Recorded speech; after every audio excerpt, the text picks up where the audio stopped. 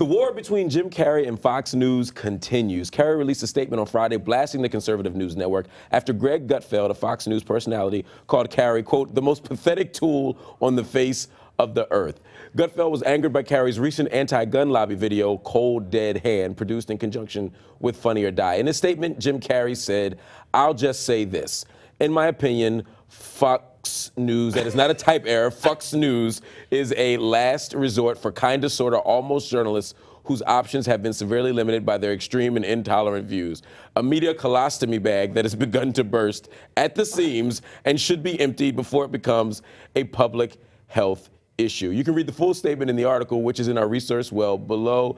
These are pretty harsh words. I feel like everybody in this feud is having a lot you coming up with, writing their assaults more hyperbolic on each insults. Other. Right, Yeah. Right. I mean, how much worse can it get? Jim Carrey got a lot of flack for making fun of Charlton Heston, who is a great, actor and hero to conservatives. But I think it's actually really interesting that Jim Carrey, is arguably even more famous at this point than Charlton Heston. Oh, of course. And he's not afraid to take him on and make fun of him, whether he's dead or alive. And he's not afraid to take on Fox News, and I mean, it's all kind of a bit silly and juvenile, but I think it's also important that something happened to keep gun control, on the table. I mean, it seems like in Washington they're just kind of quickly backpedaling to a sort of a not very impressive legislation response. Not long after we all agreed, looking at Newtown, that like something had to happen. Right, and now we're going to keep the conversation going, obviously, through this kind of dialogue. So even though it's incredibly juvenile,